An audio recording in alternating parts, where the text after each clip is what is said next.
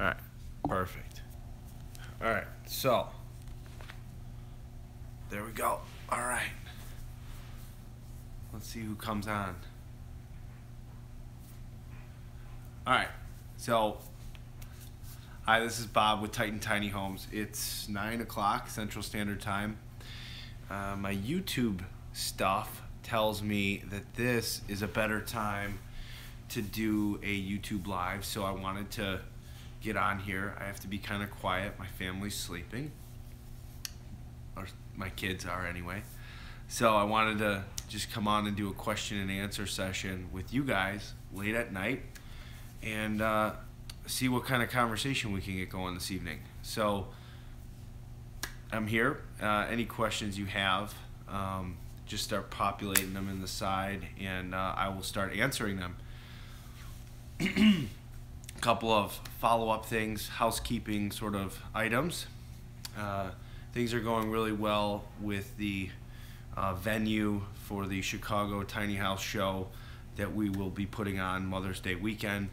More details will follow, but right now we are working out the contracts and all the logistics stuff before we start really getting the information out there and start marketing. Somebody had a question. There we go. What states seem to have the easiest path to parking legally? What states seem to have the hardest time? All right, so it's less about states and more about just what the zoning of the particular piece of land is. So agricultural land, historically speaking, has been much easier to get things passed. So, or just allowed, basically. So we have a lot of customers that park on agricultural land, and then we have a vast majority of our customers park within RV parks. So a lot of the southern states, you know, the RV parks are open all year round. But I will say that we have a customer in Texas that owns a piece of land, and they have a tiny house parked on it, and it's the only thing on that piece of land. So it all depends. It really just depends where you are and, you know, what your situation is. All right, so what is a typical rent for an RV park? Typically, the rent is between $300 and $400 for the lot. It all depends on the RV park itself. I mean, some RV parks are going to be cheaper than others, obviously. So it's all going to depend on what the amenities of that particular RV park are. Does the rent include water? Does it include you know, your electric? Does the RV park have a swimming pool? Do they have garbage removal? There's so many different variables involved when it comes to, you know, what's going to cause the rent to be whatever it is. What areas have you shipped the majority of your tinies? Okay, so we have a vast number of our houses in California, Texas, Florida, all up and down the East Coast, everywhere from Maine to Connecticut to New Hampshire, Massachusetts. Did I say Connecticut? Connecticut, North Carolina, South Carolina, anywhere close to Miami or in Miami. Okay, so that's way south. Okay, so we're working on a project possibly in Naples. And then I know of some stuff up by Orlando, but nothing really that I know of in Miami. But I do know that RV parks are much more accepting to the tiny house in Florida. So I would strongly suggest checking out, if you're looking to go to Florida, it's one of the better states to do this in. I want to be by South Beach. All right. Well, that person wants to be by South Beach. I think his name is James. Any other questions?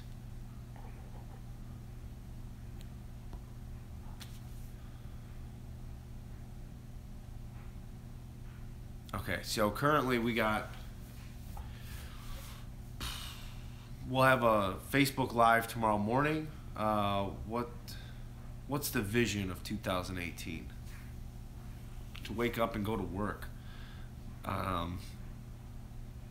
It's crazy. It's going to be a crazy year. We got a lot of shows scheduled for the next 6 months of the year. We got a big show in Indianapolis at the Indianapolis Home Show. They're putting a huge display on. So that's going to be really cool, and we're part of that. We're like in the center of the home show, so that'll be a lot of fun. Then, February, I have something. I can't remember off the top of my head what it is. But then we go to Atlanta. Atlanta Motor Speedway first weekend in March. Now that show's put on by the United Tiny House Association.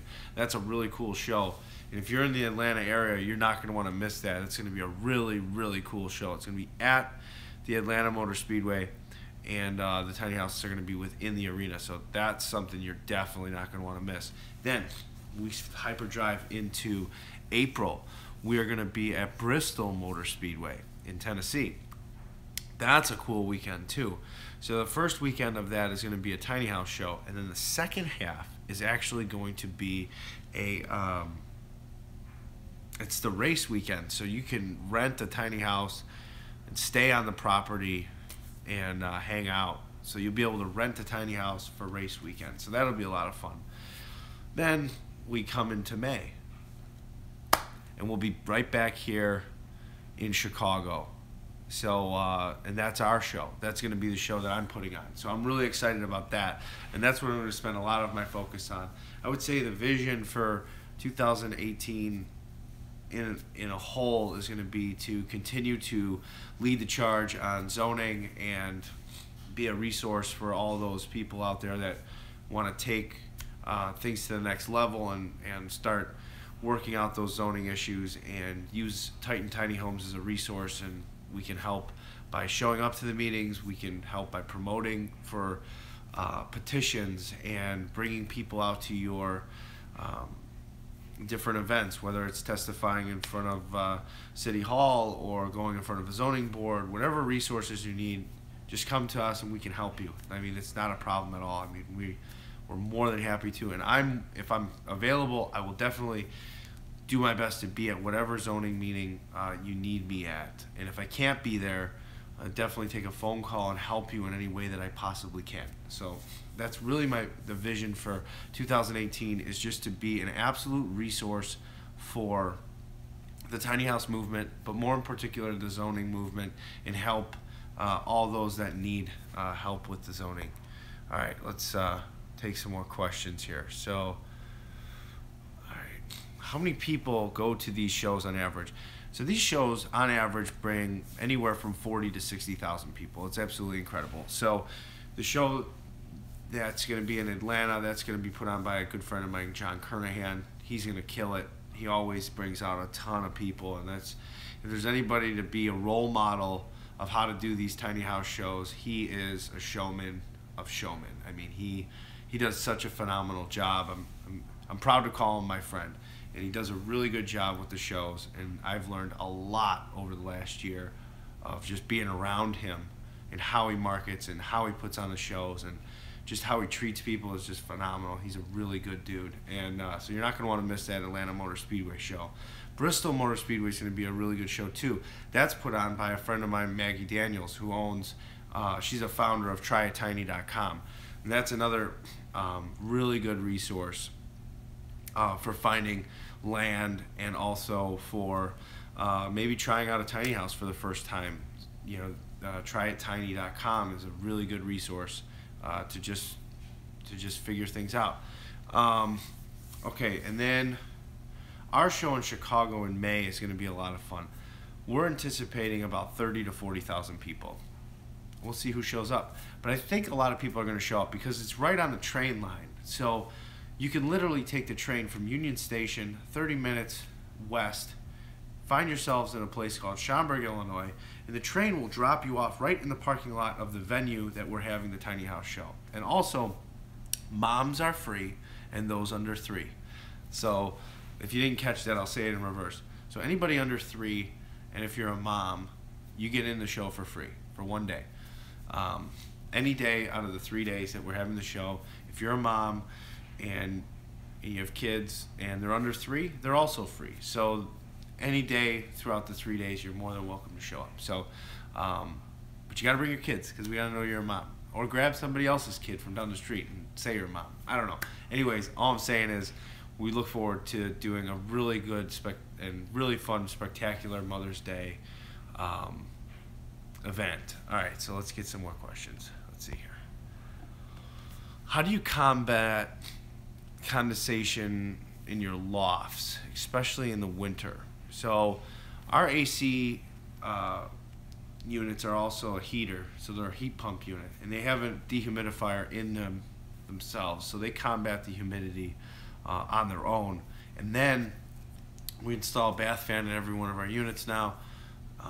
That's a change that we made in the last 9 months, and that combats most of the moisture as well. The human body puts off a gallon of moisture a day. A gallon. So most of that's going to stay airborne. It's going to go right out the window or whatever. But if you're packed inside your unit and you got it screaming at like 80 degrees, yeah, you're going to want to open a window once in a while because your body does put off about a gallon of moisture a day. So something to keep in mind. How many balconies on tinies have you done? Can you touch on that subject and the issues? All right, so I'm actually designing a unit right now for a very big client. I can't really say much more than that other than the fact that they're a corporate client and they want a rooftop viewing area for one of their events. And I have such an issue with rooftop decks, both ones that cover the entire roof and those that are just on the back or just on the front. There's a lot of water and ice damming issues if you're in colder climates where you get snow. And then the other thing is if you're in rainy climates, just leaking in general. So picture you have a wall and then you have this roof deck, right? This section right here is very susceptible to leaking. And then you take people's feet and you're walking on top of this roof, right? And I feel like it just beats the crap out of it. You got to have a really good membrane up on the roof, and then you got to make sure that it folds over and flashes properly. And it really should be professionally done. Even if you build your entire tiny house, have your rooftop deck membrane done by a professional commercial roofing company. It'll be well worth the money. You'll have a warranty with it. They'll understand exactly what they're doing. It'll take a lot of the guesswork out. I strongly recommend that because a lot of shell kits we've put out that have involved rooftop decks, unfortunately some of our customers chase water because they don't, if we build like a shell, right, like it's just the walls, and then they do everything else, and we didn't have anything to do with the roof, we just designed it and put the roof deck on there. Some of our customers have had problems chasing water, and it's because they hadn't had their roof flashed and installed by a professional. And if you have it done that way, I promise you it'll be well worth your peace of mind. You'll never have to wonder if water's coming in behind your walls or something like that. So something I definitely recommend is to have your roof deck membranes flashed by a professional. Absolutely. All right, let's see. Sorry for my finger here. Where are they? Oh, there they are. Okay. All right, so how do you combat? We answered that. We're getting through the questions. I like it. Okay. Oh, yes. I'm very interested in knowing about balconies on tiny houses. Okay. Hopefully I answered that. What if I identify as a mother, not saying what sort of mother? I mean, you can get creative, I'm sure. So, oops. All right. Almost what, James, YouTube just asked me to block your comment there. Do you use the same AC and heat unit in all your units, or are there other options? Okay, so we use a couple of different kinds. It all depends on the unit and what we're trying to accomplish based on size and cubic space and all that kind of stuff, right? Okay, so typically we use a Pioneer unit. We've also used Fujitsu, Mitsubishi. There's an off-brand that's like Pioneer. There's a couple of them. They pretty much all do the same thing. They cool the unit or they heat it. But I would say this, read the reviews before you buy your unit, whatever one you're gonna buy, just read the reviews. Like, pay attention to it, because I'm telling you, there's so many crappy products out there that are sold for a lot of money, and just make sure you read the reviews and pay attention to that. I'm new to these comments are driving me crazy. Okay, not your comments. Keep the comments coming. Finding them on this page has become a hassle. The way that they've now done this, where they come and go. I'm new to the tiny houses and understanding things. So could you briefly explain gray water to me and how you get rid of it? Okay, so you heard the question. So the question is pertaining to gray water. So gray water is the soapy water, not the poop water, not the water that's black water. So the black water tank is just solely for the toilet, and then all the gray water is for everything else. So when that gray water comes down through, it's soapy, you're gonna want to properly dispose of that. There are people that they use environmentally safe soaps. If that's the case, you can just run that water off in the environment. It's not going to hurt anything. It's just water, and like we said, chemically free, environmentally safe soaps. So that'll be okay. So that's the gray water is just the soapy water. The black water is the toilet water. A lot of our units, we build them like RV trailers. So they have full 30-gallon holding tanks and a 36-gallon freshwater tank, pretty much standard, unless somebody asks for something else. And we install an RV toilet in pretty much every single one of those units, and that's why we have that black water tank. So we understand that stuff very well. In fact, we were one of the first to standardize that process in the tiny house industry. Everyone made a big deal out of it, and it really wasn't a big deal. Do you generally put the heat and AC in the same place within the units? Generally. We generally center it right above the kitchen window. There's times we'll put it in one of the lofts, but it blows directly down on you and either freezing or super hot. On a lot of our newer units, they're first floor bedroom units, so we'll put one unit in the bedroom and then another one up higher, so that it's dual zone. So it just all depends. All right, what else we got? Yeah, we usually put the AC units up high. What percent of your toilets are incinerators versus the other styles of toilets? I would say, I'd have to do the math on this, but okay, so let's say we did, I'm just going to call it 50, right? So out of 50 houses, 10% would be 5 houses, right? Okay, so less than 10% of our houses get incinerator toilets. Just as a forewarning, my phone might die. It's running out of batteries. So if you have questions, get them in so that we can get them answered for you. What heat cooling unit do you mostly recommend? Like I said, we use a Pioneer unit. It's got a good warranty. Company stands behind it. They pretty much pay for all parts, and it's a good unit. We put a lot of them in. I'm assuming KMS. I'm assuming tanks beneath the house take inches off. If you need a bit of a lower ceiling in the loft, oops, I lost the question. If you need a bit of a lower ceiling in the loft, ABV living room, how much height would you have in the living room, assuming tanks beneath the house? No, the tanks, they're tucked up under. I mean, they don't even come. They come down maybe 8 inches. So that is not. The tanks don't hinder the height of the trailer. That's for sure. Can you please go over how to connect the SIP C channels to the trailer? In one of your videos, you do also place anything below the C channel. Okay, so that C channel gets bolted with a 1-inch bolt every 16 inches or so down the sides of the trailer, and then down the back too. So I mean, it's solid. And then from there, the walls sit inside that C channel, and then we screw the walls, you know, down both sides on every stud, and then we do the same thing on the top of the top with a top track on the top of the walls. If incinerators are 5% of your toilets, what are the other styles you mostly use? Like I said, 50 to 60% of the units that we've done, we do RV low flush toilets, because most of our units go to RV parks where they have hookup and all that kind of stuff. And then the other half is either dry flush or composting toilets. All right. God, why can't these comments just stay on the screen? Can you please? Okay, we went over that. Went over that. Went over that.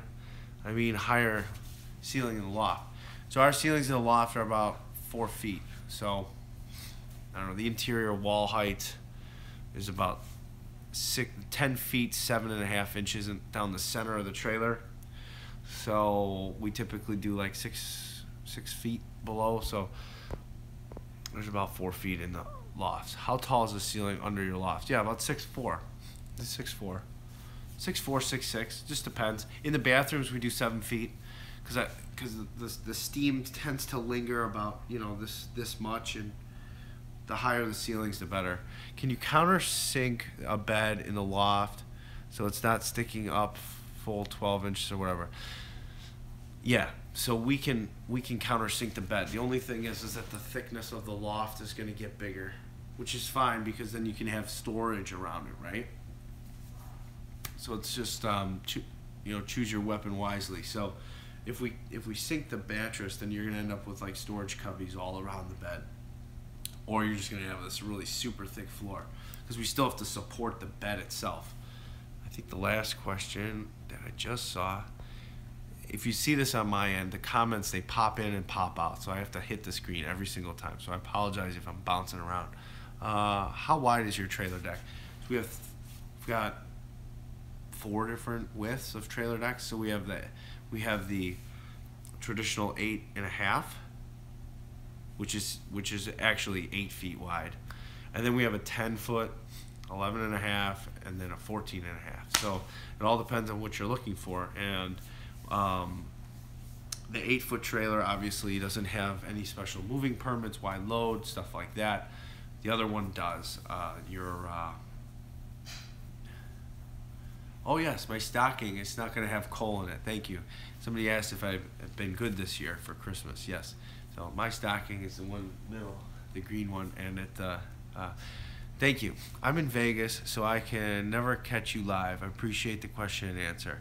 Well, I've appreciated this very much, and I think that I might start doing this at least twice a week. This is not that bad. I like this, actually. It's quiet.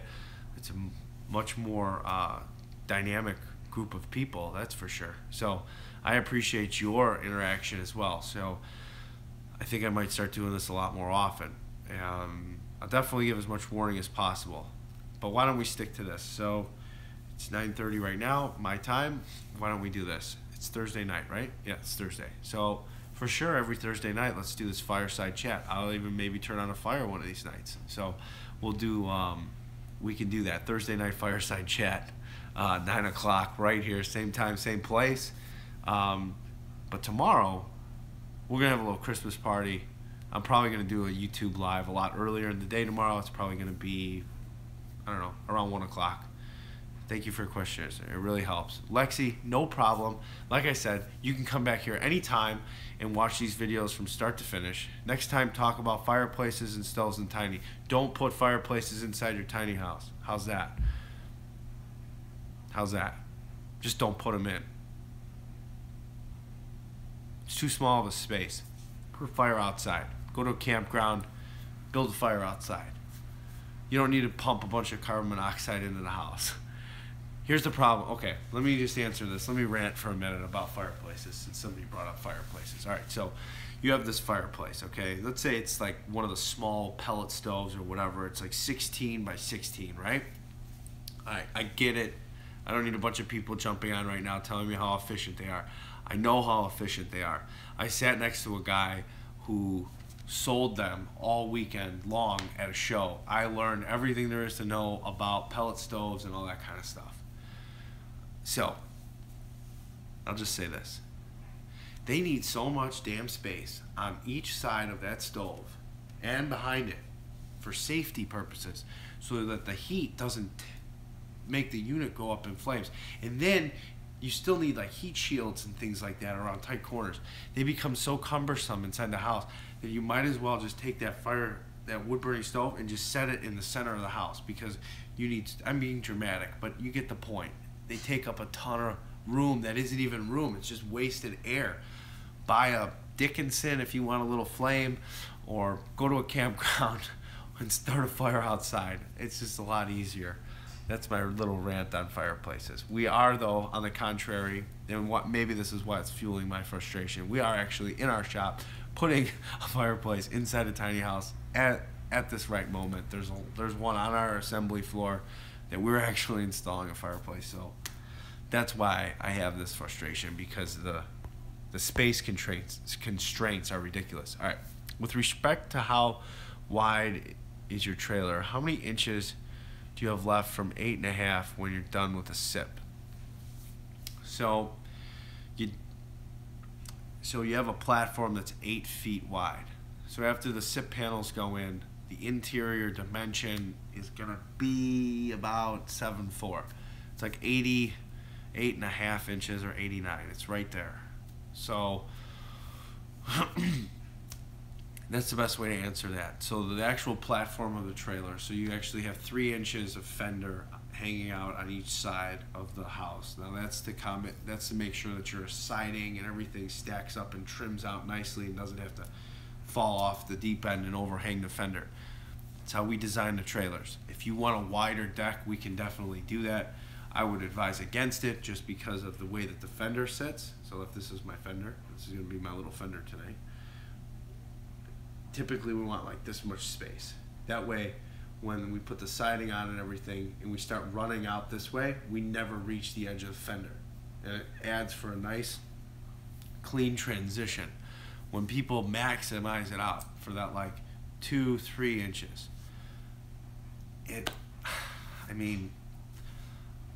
ends up looking like garbage because the siding's like hanging off the fender, and it just, trust me, like out of all the houses we've done, that trim out over the fender is really, it makes or breaks the house. I mean, we've literally ditched trailer companies entirely. Like we had a trailer company that had these boxy fenders. Maybe you've seen them in the industry. They look like half of a toolbox with no structural support or anything, and they all smile at you. Yeah, they're gone. We just don't tolerate like crap like that. We want clean lines and it just to look slick. So the trailer company we use now, they're actually structurally reinforced. All right, how do I get that? All right, there we go. All right, so interior wall to interior wall is 7'4", and the under loft heights are 6'4" and about 4 feet in loft. Yeah, that's all safe guesstimations. What size SIP do you use for roof and floor? So the floor, currently on our 8-foot models and stuff like that, we use the trailer chassis itself. We put about this much insulation, it's about 6 to 8 inches of insulation in the floor. The roof panels are 3.5 inches thick. They can handle a snow load of up to 50 pounds per square foot. And then the exterior walls are also the same thickness at 3.5. So they work really well. I'm super pleased with them. They keeps the unit like warm as hell too, or cold depending on your temperature or where you're at. But they work really well and they assemble fast. Are you doing in-floor heating in most of your units? Will that handle Chicago windows? Okay, so the infrared flooring definitely would handle Chicago winters. It's awesome. It's infrared, so it's not like radiant where like you feel it. It just kind of, it's really weird. It's there, and it works really well. Especially if you don't skirt your tiny house, it combats all that downdraft that you get coming through the house, you know, from underneath the trailer. We don't put it in a lot, but I wish a lot more people would put it in their house. You'd have to contact sales department. You'd have to talk to Chris or somebody in sales to, I believe, don't hold me to it, but it's about $3,000 upgrade, I believe. I could be wrong about that, but I'm taking a good guess.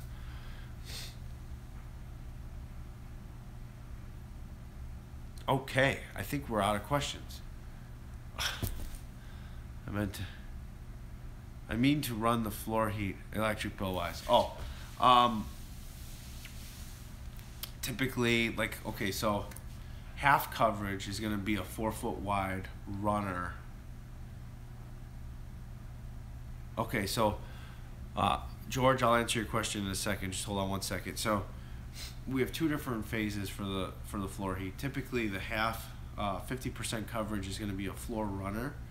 It's going to be like 40 inches wide, and it's going to run front to back of the trailer. And since you have 2 feet on each side, mostly that's furniture or cabinets and stuff like that, you're still going to get nice coverage, and it's going to be warm on your feet. Now, if you actually want the radiant heat to actually cook the unit or get things to the right temperature, then you're going to want to do full coverage. And full coverage is going to be, obviously wall to wall. And the difference is half coverage is about 700 to 800 watts of power, and then it's 1800 watts for the other side. And typically, I mean, it's going to raise your bill a little bit, but propane's pretty expensive, especially if you're in cold climates. You're buying 20 pounds of propane at $29 to $35 a tank. If you're just grabbing it from the gas station, I'm just remembering prices that I see when I fill up my gas. So I would suggest that, you look into it. You're going to just take those wattage numbers and kind of do the calculation based on what the electric costs where you're located. All right, George. So you had a question. How much is the 3.5 inch SIP 4x8? Okay. The easiest way to answer that question is I can't. All of our SIPs are custom made to whatever your design is. So we're not going to just send you out SIPs and expect you to cut everything. That's crazy. So our SIPs have they're steel studs and polystyrene. So it's not a closed cell or something like that that causes chemical off-gassing and all that nonsense. This is a completely chemical-free product, and it has a pre-molded wire chase. KMS has got it under control with the pricing of the flooring. She says $1,500 for half coverage, $3,000 for full coverage. Okay, so your whole system is going to be mapped out based on your design. From there, the prices are on our website. If you go to our website and you go to tiny house wall kits or shells, I believe it is, we give all the prices for what it costs. It's all square footage, so we pretty much give it down to a science as far as how much it costs for the SIP panel system, based on whether it's 16, 20, 24, 28, 32, and different dimensional sizes. If you have something very custom or you want something built, on a regular just a slab foundation and you just need the walls, then we can do that as well. We just need to get blueprints and give you a specialized quote. We good? I think we're good. Well, listen, guys, I really appreciate you tuning in tonight. I'm going to do this a lot more often. James has a question. Is it hard to rent a truck big enough to move these if I want to drive ourselves? KMS says Chris is great. Chris is great. Chris is our national sales rep. He works directly side by side with me in our Chicago office, and he is a phenomenal individual. And if you haven't spoken with him, feel free to send him an email, give him a call. You can reach him just by going right through our website, and he'll help you with all your questions and get you quoted on pretty much anything you can buy from us. So Chris has been working with me for almost a year now. He's been an absolute blessing to this company, and I couldn't be happier to have him aboard. So thank you, everybody, for tuning in tonight. And be sure to like, comment, and subscribe to this channel. Check out our other videos. all, they're not all just me sitting in front of a camera talking. There's a lot of walkthrough videos and other good content as far as resources as you go down this tiny house journey. Be sure to check that out. And share this video if you think somebody would find value in the questions that we had tonight. And but then let's stick to a schedule. Let's meet back here for Thursday nights. Let's just do Thursday fireside chats at 9 p.m. Central Standard Time right here. And otherwise, we're gonna try to figure out other times throughout the day. Lexi, you can come back tomorrow, guys, too. We're gonna be live right back here around lunchtime tomorrow. Gonna do a little holiday stuff for the guys, and so anyways, you can come right back here tomorrow too. We do this every day. We do this every single day. So anyways, it's been a pleasure. If you haven't subscribed to our channel, subscribe to the channel and then click the bell next to it. That is going to give you a notification. So if you subscribe to our channel and then you click the little bell next to it, what that does is that every time we go live, you'll get a notification, which is kind of cool because we don't always know when we're going live next. I got 10% left, so let's keep it cranking, I guess, a little bit. What kind of water heaters do you use? We use kind that heat water. No, we have a couple of different kinds. So we have electric water heaters. They're tanks, either 10 gallons, 20 gallons. We have on-demand water heaters that are propane. It all depends on what your needs, want, and budget are, and what you're really trying to accomplish. And that's part of the process as we go through what your needs, want, and budget are. We're going to figure out exactly what's going to work best for you. So, anyways, do you also do any solar panel stuff? Anything Tesla? Tesla does not warranty their products to be in movable structures at this time. Once they do, we will be a part of that movement. So, anyways. Again, I gotta go, but have a great evening, and we will see you right back here tomorrow about lunchtime. All right, talk to you. Bye.